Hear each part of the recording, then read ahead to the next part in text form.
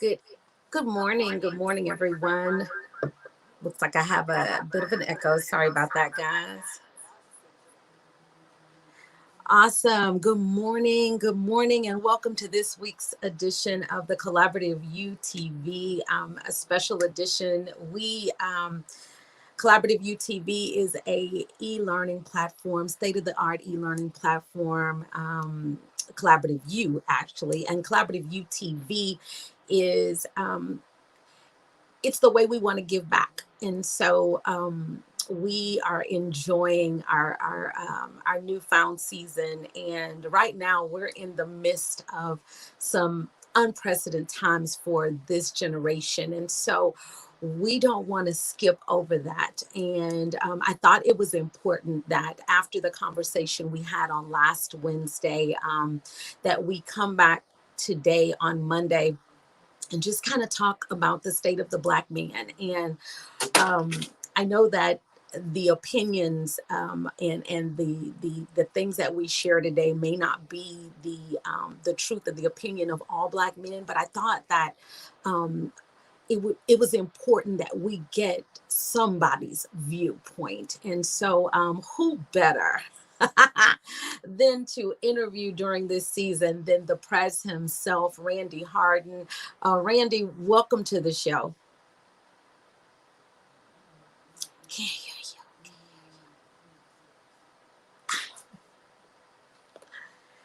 He's on mute. Let me unmute him.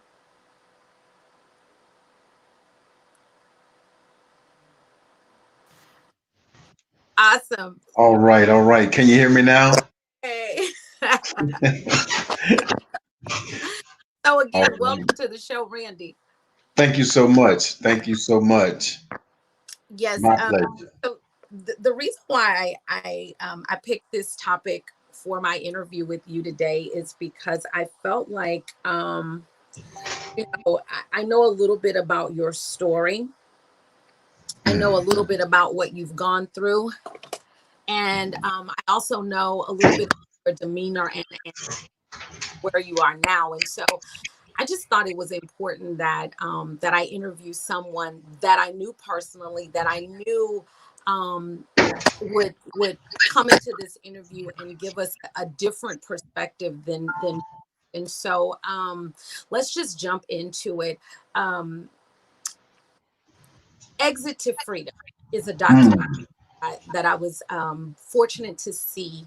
after years of it being out this year. And when I saw it, it really opened me up to you because that is a documentary about your story. So if you could, and I know that you can't sum up your years in a 5 minute time span, but if you could, can you just kind of take us through who Randy Harden is? Wow. Wow. Well, I want to say this. I appreciate the opportunity of being on the Collaborative UTV and uh, would love to tell my story, and I won't make it lengthy, I promise. I think I've worked it up enough and over the years that I've spoken that I can sum it up. Something similar to this. Just wanting to know who I was at a very young age, 15, 16 years old. My dad that was raising me, I found out later on that he wasn't my father. I always thought that a dad and a father was the same, but I found out later on in life it's totally different. The dad take care of the kid, the father fertilized the egg. And so with me growing up, wanting just to know who I was in the earth, just want to know who I was. Because a lot of times if you know better, you do better. Hmm. And so with me not knowing who I was, I ran into some obstacles that learned me that ended me up in places that I really shouldn't have been. But I felt like I wasn't given a fair shot. But I made the best out of what was before me. And so learning who my father was, he turned me on to crack. And that really messed me up because I didn't have an addiction, at that age. I just was loving life, and being able to skate at the skating ring, Lockwood Skating Palace, just enjoying life each day. And after I met my father, he turned me on to drugs. It knocked me off balance, and so I ended up in prison 6 different times. And I thank God for having a epiphany, that happens, you know, uh, with me being able to be in a place like that. I made the best out of it in lockup, and there's a good friend of mine's on right now named Daryl Harris. We made the best out of it, but I found myself in a place that was so small that I had to really search my heart to find out if I want to continue this route or the circle will get smaller and smaller. And so in 2004, I just made my mind up uh, not to go this route again. And I had an old man that just told me, he said, man, you got a great chance to make it in society, but you got to change one thing. I say, well, what is that? He said, everything. And when I heard that, that was so profound to me to understand that in order to change, you must change. And so, now the life that I've been living now for the last, since 2004, been married now for almost 15 years on the 3rd of December. And so I know God will make a way out of no way only if you surrender. Absolutely. And, you know, um, gosh, that was a lot. That was a lot of information. And I don't want to skip over any of it because I really think that your story is a story that's parallel in Black America, period. You mentioned that at some point, I think you said around 15 or 16, you found out that the father that had fathered you this time, the dad that you known as dad was not your biological dad. And so you set out on a quest to find out who you were. And I think as a culture, the Black culture, just coming and awakening itself to the things that have happened in America, to the atrocities.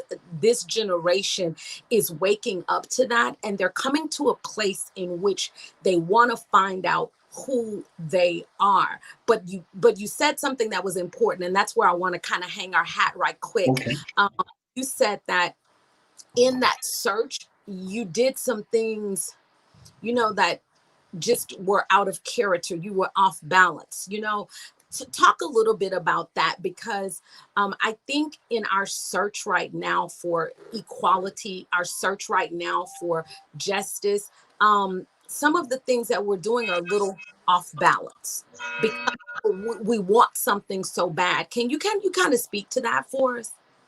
Well, I know it that now. Well, even back then, when I had met my father, and he turned me on to drugs, my whole life got turned upside down. So I started spending more time in the county jails.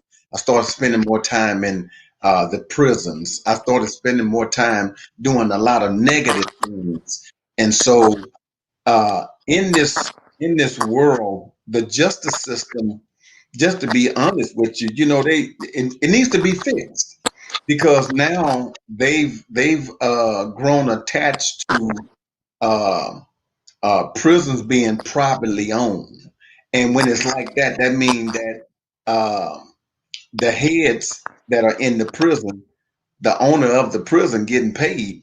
You know what I'm saying, for every head that's in the prison. You know what I'm saying, and so it can't be about money. It has to be about knowledge. It has to be about the ability to give somebody a trade, offer them a trade. It has to be about rehabilitation instead of me throwing him to the dogs, to the wolves. It has to be about a person being able to cope with life on life terms. And I'm telling you, it was difficult for me, for me from the beginning. But I kept my belief and I kept my prayers and my relationship with God. Kept that fluent. That was always uh, a thing for me to quote Psalms 121. I will lift up my eyes to the hills from which cometh my help. That's when I feel weak. Then I call on God. You know what I'm saying? But a lot of times we don't know how to call on Him. Right. And I like that point because um the truth is, like you said, that the system that you were in, um it wasn't a system built for you. And I think currently a lot of the community of color don't feel that the systems around them are technically built for them.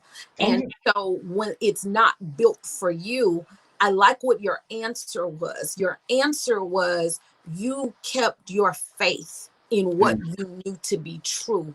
And you kept, and I remember in that movie, you said you may have been locked up, but you stayed free in your mind. Do you Yes. remember talking about that? Yes. So I think that that's a good place for us to pivot now, because the freedom that may not be available in the natural should always be available in your mind. Talk about how that helped you to navigate to the place that you are now. Well, let me say this. I have a, I had a strong support system, I believe, as far as my mom, and that kept me going, and then just my overall connection with the higher power, which I call God, and I just knew that this would somehow come to a end, you know, either one or two ways, either one or two ways. Either I'm gonna continue this career of going back and forth to prison, I'm gonna allow God to help me like I know He want to help me. And so, to see the system now, it has gotten worse.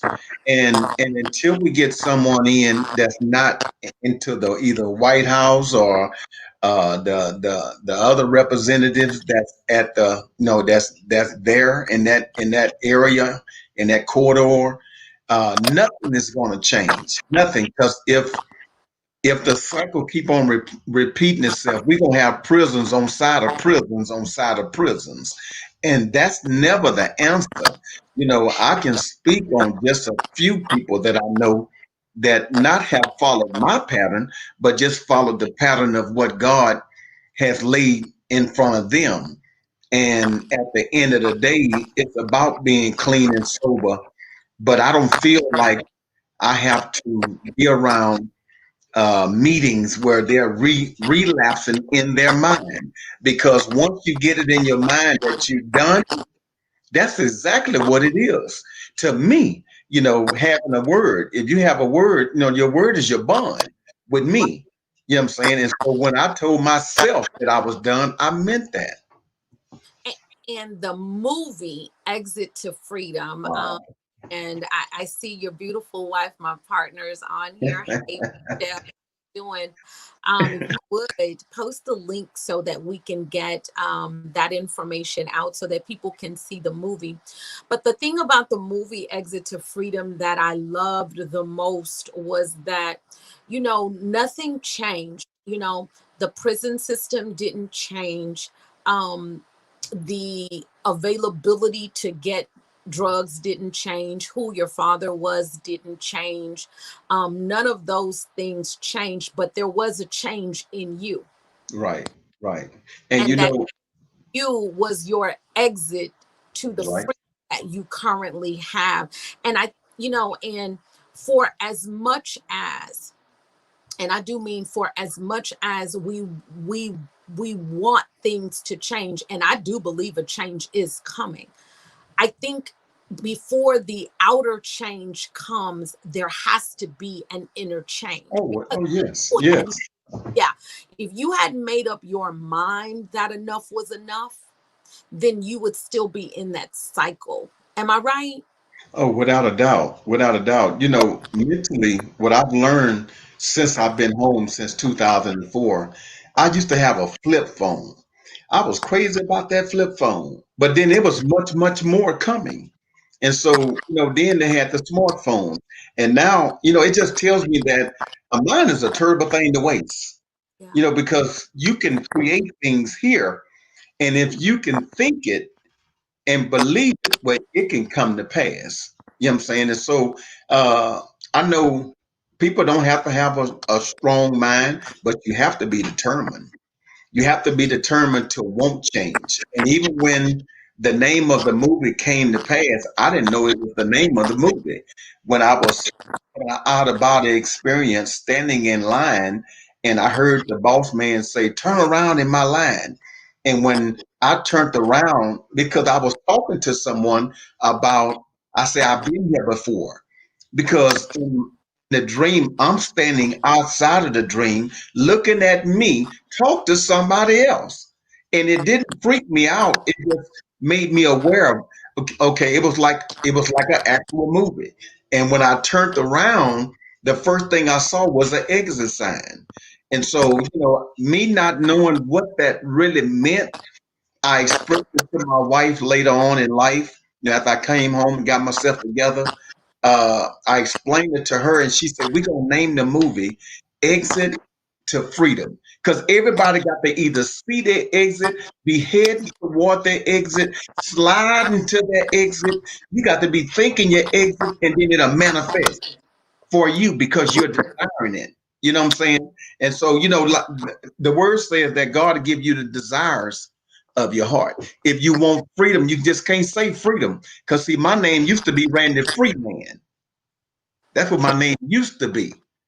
My mom got married to my dad. All of a sudden, then my name became Randy Harden. I got these words from my mom. And I mean, listen, whatever my mom had told me, I truly believed her. But at the beginning of the movie, that's exactly where that's that was my line.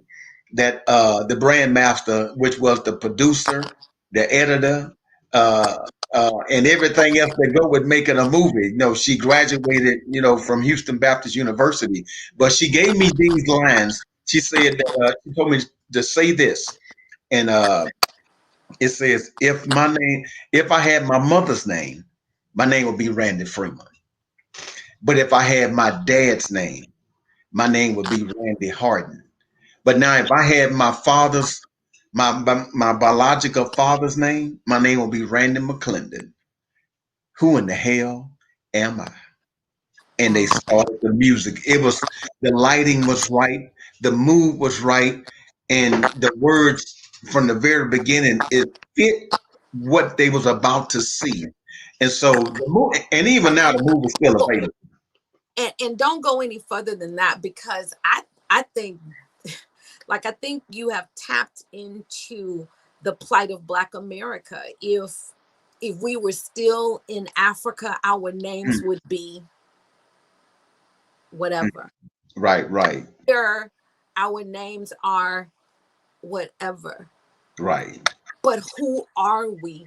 That's And that identity, that need for identity, that desire for identity, I believe is one of the heartbeats of a person. You know, I was adopted, and once I found out I was adopted, you're absolutely right. When you don't know who you are, it's the scariest thing ever, because you don't have answer. You don't have mm, answer for anything. You don't know why you look the way you look. You don't know why you think the way you think. You don't know why you act the way you act. But when you come to a place of finding out who you are, even then sometimes it doesn't flip the switch. What right. flips the switch is who God says you are. And guess what? I'm glad you brought that up because I was going to tell you that when God took Adam up there and they was about to name everything, Adam said, "Well, I don't have anybody," and he put him to sleep. Then, and he made Eve. But before that happened, he allowed him to name everything that came across, her. Even though the animals they didn't know, but everything then had to be called something for a reason. And Yeah, so I was just curious, and I was nosy to find out who am I? right. Who am I? Just three words. Who am I? And then once you found out who you were, and the fact that just knowing who you were didn't send you down a better path, but sent you down a worse path, in a sense. It Hmm. wasn't until you had your awakening. And I believe that's what that was. When you saw that exit sign, that was an awakening, that it was time for you to exit everything that was holding you, identity, Right, all of those things, and come into who you really are. right, And right. fast forward that to today, because the Randy Harden today can look back on the Randy Freeman, the Randy McClendon, the Randy Harden of yesterday, and the revelation is totally different, because you're walking in purpose. Am I right? But without a doubt. And even, but see, there's some things that come with that. When you're trying to exit out of it, before you go to prison and the police get you, the first thing he asks you to do is put your hands up. Throughout your journey, you have to put your hands up.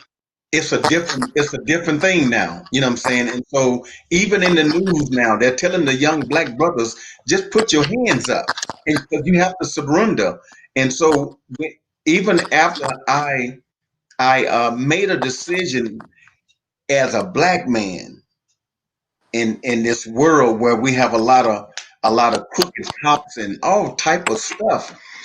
My thing is now is just to stay focused and stay out the way. Educate who I can and let them know that you too can be free if you desire that. Absolutely. And I love that, because putting your hands up is a sign of surrender. Oh yeah. And I believe, as a culture, a lot of us are throwing our hands up, but we're throwing our hands up for the wrong purpose. You know, Yeah. I don't believe it's a throw your hands up situation, meaning throw your hands up because it's just too much. I think it's a throw your hands up situation because it's time for us to surrender, and Mm, surrender our will to the will of God. And when I say that, I know that sounds really cliche, But I believe that something great is going to happen very soon. I believe that this climate is set up, is set up for breakthrough and breakout. I believe that the pressure that's applied to our community, to the individuals in our community, should get them to have the same epiphany that you had in that line when you saw the exit sign. I believe that God is giving us an exit. There is a way out, and the way out is not the way out that we're thinking. And let's talk, because I know, like I said, I know a little bit about your story, and I know that when you partnered, when you found the right partner, right, that changed the whole dynamic, because now you weren't doing this thing alone. You were doing it with somebody. You were now in a collaborative partnership with your wife that changed the trajectory. We have about 2 minutes to kind of hit, well, yeah, about 2 3 minutes to hit on that. Can you tell me what it meant for you to, number one, get the right mindset, and then number two, be partnered with the right person? Like, how did that change things for you? Well, if people if people when they find out who they are, because there's something special about all of us, and sometime I believe that God will give you a glimpse of your future beforehand. You probably can't handle it, but this is who she looked like right here. This is actually her at 13 and 16 years old, and to reconnect with her after all of those years, and I called about a name, the pet name I gave her. She knew then because she was in waiting. She was in waiting. She wasn't trying to go out and find her Boaz. Boaz was trying to get himself together so he can come back and retrieve her. Yeah. And for me now to see and look back to what I've learned when I surrendered to marriage, when I surrendered to not going outside of my marriage, just surrendering to loving my wife only, it it made me a better man because my father had 38 kids.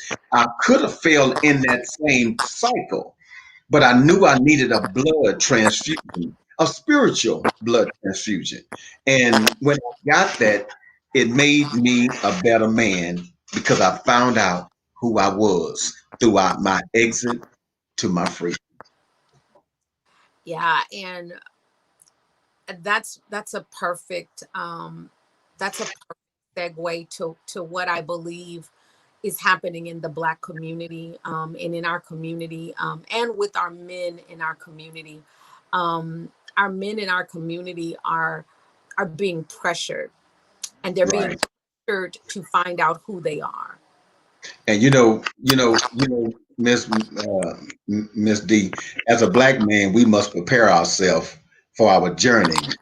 Meaning, just knowing, just finding out who you are and what your purpose will keep you more occupied than any negative thing that may come your way. And so, just through my personal experience, personal experiences with a S on it, I just I had to learn in other men as well. That have been through this journey, but was determined to live and not die. Absolutely. And that does come with a level of determination. And I know, you know, one of the things that most people say is, when you've gone to jail, when you've gone to prison, when you've had the adversities that that a lot of our Black men have had, or just adversities in general, it's hard to come back from it. It's hard to rebound from it. But what I've seen in your life is that you've been determined to do it, and you constantly reinvent and recreate yourself. Where do you get that strength from? That's from within. Uh, Being around the brand master, I've learned to tap into some things that's there. It was already there, and uh, she helped wake that thing up, be able to write my thoughts down, and then just be able to move forth with it as far as the radio. me just assisting her as I could on the movie, because pretty much the school played a big part. The students that was in her class played a big part of helping her prepare the movie. You know, going on shoot with us and everything. I got a chance to be around these people at this particular at Houston Baptist University, not knowing that they didn't know who I was. Yeah. And so, I don't broadcast it to just say it. I broadcast it to people that God tell me to tell my story, and that too was strengthen them and strengthen me, because they had an old saying that says you can't keep it unless you give it away. Absolutely. Wow. This has been an experience. These last few months have been an experience, and we're at the end of the show. It went so quickly. Oh my goodness. But I want to give you 1 minute to, as a Black man speaking to other Black men in America, what can you say to them in this last minute? Do the right thing. Always surround yourself around positivity. Remember that the words that you choose to say, they will end up in the atmosphere. And so what you put out, you will truly get back. And so if if the time comes that you're looking for change, look within. Look within. And I promise you, you just talking to, I'm talking about me as a Black man on crack, prison 6 different times. Ain't none of that good. None of it. But it was my road to my recovery. It was my road to my exit. It was my road to my first love, and now to my future. And so I tell every young Black man that is listening, uh, listen, just continue to keep hope alive, because it's there. Whatever you want is right there. It's right there. Thank you so very much. Thank you so much, Randy, the Prez Harden, for sharing with us. Guys, Exit to Freedom will be featured November the 19th through the 22nd on King Cast. Visit the realfilmfestival.com to get updates. That information is at the bottom of the screen. It's something you want to see. And also, I just want to say to Black America and to white America, you know what? We're all God's children. That's He right. That's right. and he lives through us. And let's get a vision for a different world. Let's get a vision for a different way. I thank you again, guys, for joining us on YouTube and on Facebook Live at the Collaborative UTV. I am your chief correspondent, Dethea Aldridge, and today's show was brought to you by the collaborativeu.com. Thank you so much for joining us. We'll see you on Wednesday. Peace, and we are out.